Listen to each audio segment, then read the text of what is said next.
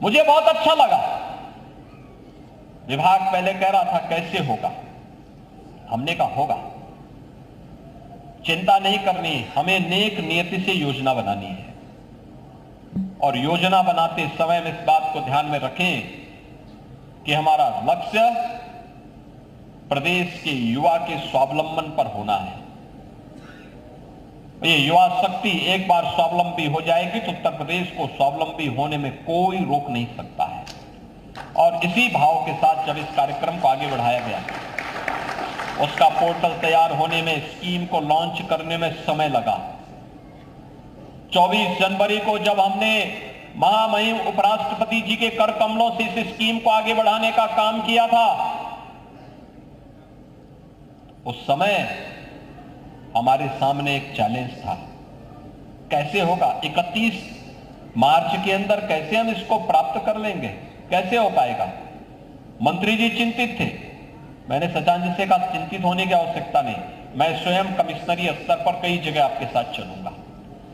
Bankers के साथ हम लोगों ने बैठक की और मुझे अच्छा लगा कि उन्होंने भी नहीं सोचा होगा कि जहां हमें 1 लाख लोगों को 31 मार्च तक इस व्यवस्था के साथ जोड़ना था, अब तक इसमें रजिस्ट्रेशन 3 लाख से अधिक युवाओं ने कर लिया है।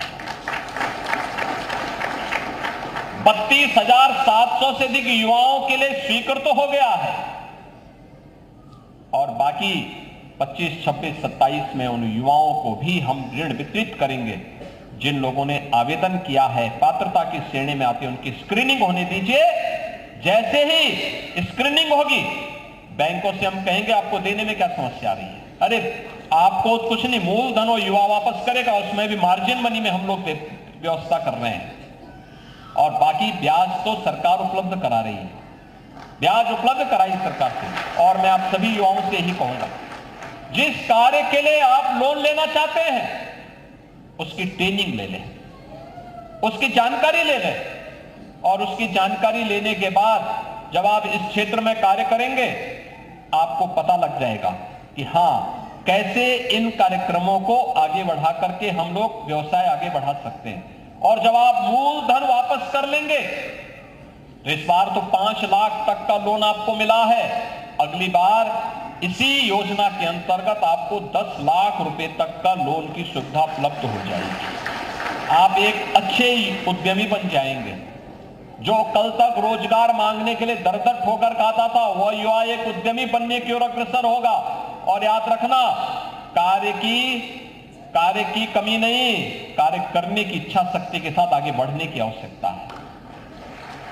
बहुत सारा फील्ड है, रेडीमेड गारमेंट्स में बहुत अवसर है, दुग्ध समितियों के माध्यम से ढेर सारा रोजगार सृजन किया जा सकता है, सब्जी उत्पादन के क्षेत्र में भी उसकी पैकेजिंग के माध्यम से ढेर सारे रोजगार सृजन किए जा सकते हैं, श्री अन्न के क्षेत्र में नए अवसर उपलब्ध कराए जा सकते हैं, परंपरागत उद्यम को प्रोत्साहित करके नई डिजाइन के साथ सरकार कॉमन सर्विस सेंटर की सुविधा आपके यहां दे रही है। इन सबको आगे बढ़ा करके हम नए रोजगार का सृजन कर सकते हैं। और जो एक नया अवसर आया है उत्तर प्रदेश के लिए कि हम उत्तर प्रदेश को भी देश की नंबर 1 की अर्थव्यवस्था बना सकते हैं। पहले 17 के पहले 7वीं अर्थव्यवस्था होती थी, आज नंबर 2 की है। और तेजी के साथ, जिस तेजी के साथ उत्तर प्रदेश आगे बढ़ रहा है, उसमें नंबर 1 की अर्थव्यवस्था बनने में देर नहीं लगने वाली है। बस आप सभी नौजवानों को खड़ा होना होगा और इसी के लिए आज हम सब आपके बीच आए हैं। गोंडा के पास आज नए अवसर आए हैं। याद रखना, उत्तर प्रदेश सरकार की पर्यटन नीति के अंतर्गत मुख्यमंत्री पर्यटन संवर्धन स्कीम हर जनपद की, हर विधानसभा क्षेत्र में किसी एक स्थल के सुंदरीकरण की, पर्यटन स्थल के सुंदरीकरण की कार्य योजना को भी सरकार ने आगे बढ़ाया है।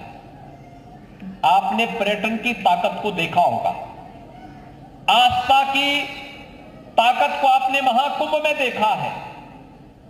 हमें भी स्थानीय स्तर पर उसे आगे बढ़ाने की तैयारी करनी चाहिए। हमारे जनप्रतिनिधि इस दिशा में प्रयास कर रहे हैं। उन्होंने पहले चरण में एक एक स्थलों का सुंदरीकरण कराया है, कुछ नए स्थलों के लिए भी उनके धनराशि उपलब्ध करवाई है। नए उद्यम लगाने के लिए जो गोंडा पहले जब 2016-17 में हम लोग आए थे, 16-17 की जो रैंकिंग हुई थी, गोंडा उस समय देश का सबसे गंदे शहरों में गोंडा था। और मैंने उस समय यहां डपटा था यहां के विधायक को भी, अपने लोगों को। उन्होंने कहा हमारी गलती किया, हम तो विधायक अब बने हैं, लेकिन ये सर्वे पहले का है। और मैं धन्यवाद दूंगा आज यहां के जनप्रतिनिधियों को कि उन्होंने अच्छा काम किया है और आज गोंडा एक सुंदर शहर की बनने की ओर अग्रसर दिख रहा है, अच्छा बन रहा है। मैं सभी युवा उद्यमियों से कहना चाहूंगा, या ओडीओपी के अंतर्गत या विश्वकर्मा श्रम सम्मान के अंतर्गत जो युवा या जो भी उद्यमी उत्तर प्रदेश में निवेश करना चाहता है, उन सब से मैं कहना चाहूंगा कि धैर्य के साथ अपने निवेश को आगे बढ़ाएं। सरकार का सिंगल विंडो सिस्टम उनकी मदद करेगा, निवेश सारथी उनकी मदद करेगा। अगर कहीं पर कोई बेईमानी करता है, आप उसकी एक कंप्लेंट केवल मुझे कर दीजिए। भ्रष्टाचार जो घुन की तरह व्यवस्था को खोखला कर रहा है, इस पर बड़े प्रहार की तैयारी के साथ सरकार कार्य करने जा रही है। हमने पहले ही कहा है कि अपराध और अपराधियों के प्रति, भ्रष्टाचार और भ्रष्टाचारियों के प्रति सरकार जीरो टॉलरेंस की नीति के तहत काम करेगी। और उसी जीरो टॉलरेंस की नीति के तहत मैं आपका आह्वान करने के लिए आया हूं। अगर कोई आपसे कहता है कि लोन दिलाने के नाम पे हम आप पैसा दीजिए, हम पैसा दिलाएंगे, कतई विश्वास मत करिए। सरकार के पोर्टल पर जाइए। अगर कोई आपसे अनावश्यक रूप से धनराशि की मांग करता है, आप उसकी शिकायत करिए, हम उसकी जांच करवा करके जवाबदेही तय करवा देंगे वहां पे। और याद रखना, जो गलत तरीके से आपसे पैसे की डिमांड करेगा, याद रखना, मुझे लगता है कि वह व्यक्ति अंतिम उस परिवार की सर्विस होगी, उसके बाद फिर कभी कोई सरकारी सेवा में आने वाला नहीं है, फिर उसके बाद कभी उसको अवसर नहीं मिलने वाला। इतनी बड़ी कार्रवाई कर देंगे कि वह एक नजीर बन जाएगी। और बहनों और भाइयों, ये घुन को समाप्त करने की आवश्यकता है, सख्ती के साथ इससे लड़ने की आवश्यकता है। और ये तभी हो सकता है जब समाज सरकार के साथ खड़े होकर के इससे लड़ने के जज्बे के साथ तैयार हो सके। आपका विकास आपके लिए है, आने वाली पीढ़ी के लिए है, उसका कोई विकल्प नहीं हो सकता। हमें ऐसा अवसर वहां पे प्रदान करना चाहिए, ऐसे अवसर सृजित करने चाहिए आने वाली पीढ़ी के लिए। आपके द्वारा तैयार किया गया वातावरण एक स्मरणीय बन जाए, आपके प्रति उनके मन में स्वतः श्रद्धा का भाव पैदा हो जाए। आप याद करिए, पहले हम गोंडा में आते थे, कार्यक्रमों के लिए दिक्कत होती थी, बरसात पड़ गई तो कार्यक्रम कैंसिल करने पड़ते थे। आज देखो, सर्दी हो, गर्मी हो, बरसात हो, मेडिकल कॉलेज के सभागार में हम 2000 लोगों के साथ बैठ करके बड़े आनंद के साथ एसी के नीचे बैठ करके कार्यक्रम आयोजित हो रहे हैं। कोई दिक्कत नहीं, धूप होगी अपनी जगह होगी, बरसात होगी अपनी जगह होती रहेगी, उससे व्यवस्था थोड़े थम जाएगी। प्रकृति का नियम चलायमान रहता है और ऐसे ही जीवन भी चलायमान रहना चाहिए, तभी वह जीवन है। और उस जीवन को चलायमान करने के लिए सरकार के द्वारा जो कदम उठाए गए हैं, उन कदमों के कारण आज ये परिवर्तन आपको देखने को मिल रहा होगा। एक नए भारत में बेईमानी और भ्रष्टाचार के लिए कोई जगह नहीं। एक नए भारत में अपराध और अपराधियों के लिए कोई जगह नहीं। देश की सुरक्षा पर सेंध लगाने वाले लोगों के लिए कोई जगह नहीं। और उस दिश से अगर युवा ताकत खड़ी हो जाए तो फिर प्रधानमंत्री मोदी जी ने विकसित भारत की जिस संकल्पना को अमृत महोत्सव वर्ष के अवसर पर पूरे भारतवासियों को दिया है, उस अमृत महोत्सव वर्ष में विकसित भारत की आधारशिला आप ही युवा बनने वाले हैं। इस विश्वास के साथ आज जिन युवाओं को ये ऋण वितरित हो रहा है। इसमें 1423 युवा हैं यहां पर, जिन्हें आज यहां पर ऋण वितरण का कार्य किया जा रहा है।